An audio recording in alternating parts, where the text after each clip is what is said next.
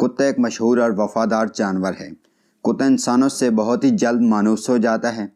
ناظرین، اس وقت دنیا میں کتوں کی کئی اقسام پائی جاتی ہیں، جبکہ کتوں کی سونگھنے کی طاقت انسانوں سے کئی گنا زیادہ ہوتی ہے، جبکہ ان کی قوت سماعت بھی کافی اچھی ہوتی ہے۔ ناظرین، جہاں پر آپ کو ایک انتہائی دلچسپ بات سے آگاہ کرتے چلیں کہ کتے کی ناک کے پرنٹس بھی ہوتے ہیں جیسے انسانوں کی انگلیوں کے، کہ جن سے اسے پہچاننے میں آسانی ہوتی ہے۔ کتے کو پالتو بنانے کے لیے بہت ساری باتوں کا دھیان رکھنا پڑتا ہے، جن میں سے چند ایک کا ذکر ہم آگے چل کر کریں گے۔ کتے کو عام طور پر صاف ستھری چیزیں کھانا پسند نہیں، خواہ وہ اس کی پسندیدہ خوراک گوشت ہی کیوں نہ ہو۔ عموماً کتے زمین پر پڑی اور خراب چیزوں کو کھانے کے شوقین ہوتے ہیں، یہاں تک کہ وہ اپنی کی ہوئی قے کو بھی کھا لیتے ہیں، کیونکہ یہ ایک جنگلی جانور ہے جو کہ سلیکٹڈ بریڈنگ کے ذریعے سے انسانوں نے ٹرین کیا، جس کی بدولت اس نے انسانوں سے مانوسیت کو تو قبول کر لیا، لیکن ابھی بھی کتوں میں کھانے کی تمیز نہیں اور یہ غلیظ چیزوں کو زیادہ پریفر کرتے ہیں۔ یہاں پر ہم آپ کو کتوں کے متعلق چند دلچسپ حقائق سے آگاہ کرنا چاہیں گے۔ کتے کو انسانوں کی طرح ہی احترام ہوتا ہے اور کتیا کو حیض، نیز یہ کتیا 60 دنوں میں یا پھر 60 سے بھی کم وقت میں حاملہ ہو جاتی ہے، جبکہ کتیا کو 1 سال پورا ہونے پر شہوت ہوتی ہے اور بعض اوقات اس سے بھی کم عرصے میں۔ چنانچہ یہ کتیا مختلف رنگ اور نسلوں کے کتوں سے ہم جفت ہوتی ہے تو اس کے بچوں میں بھی ہم جفت کتوں کا رنگ آ جاتا ہے۔ کہا جاتا ہے کہ آج سے 30,000 سال قبل کتوں کا وجود نہ تھا، جبکہ آج دنیا میں کتوں کی 400 سے زائد اقسام پائی جاتی ہیں۔ یہ کتے پچھلے 30,000 سال میں اچانک کہاں سے آ ٹپکے؟ آپ میں سے بہت سے لوگوں نے پہلے ہی سے یہ سوچنا اور کہنا شروع کر دیا ہوگا کہ یقیناً ارتقاء سے۔ تو جی ہاں، یہ بات بالکل درست ہے، لیکن کتوں کے ارتقاء کا معاملہ نہایت ہی دلچسپ ہے۔ یہ ارتقاء قدرتی طور پر نہیں بلکہ انسانوں کی سلیکٹڈ بریڈنگ سے ہوا۔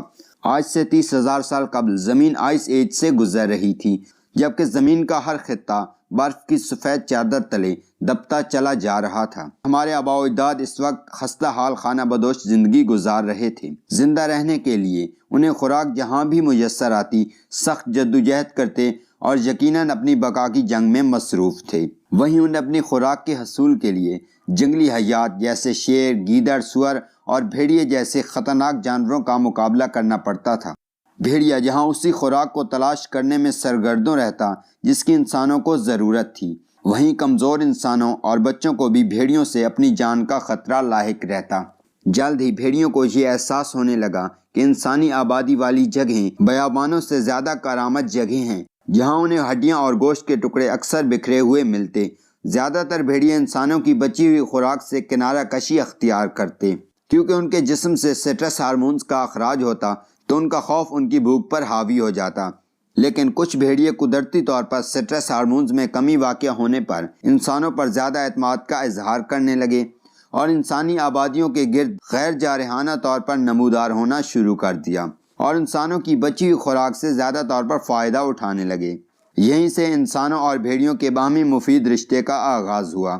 انسانوں کے ساتھ دوستانہ تعلق نے ان مانوس بھیڑیوں کو اپنی بقا میں غیر معمولی طور پر فائدہ پہنچایا اور انہیں پیٹ بھر کر کھانا ملتا۔ جب ان بھیڑیوں نے آگے اپنی نئی نسل کو جنم دیا تو انہوں نے انسانوں کے ساتھ دوستانہ تعلقات مزید بڑھائے اور بھیڑیوں کی اس نئی نسل نے انسانوں پر انحصار کو اچھی طرح سمجھ لیا اور انسانوں پر اعتماد کر کے انہیں قبول کر لیا، جبکہ اس دوستی کا فائدہ انسانوں کو بھی ہوا۔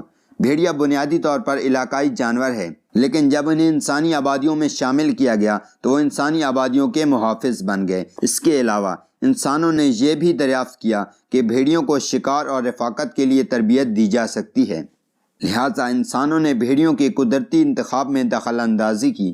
انہوں نے صرف انہی بھیڑیوں کا انتخاب کر کے پالا اور سلیکٹڈ بریڈنگ کروائی جو انسانوں کے لیے مفید اور دوستانہ تھے، جبکہ باقیوں کو انسانی آبادیوں سے ہلاک کرتے چلے گئے۔ اور یوں یہی طویل اور تدریجی عمل دنیا میں پہلے کتے کے ظہور کا سبب بنا۔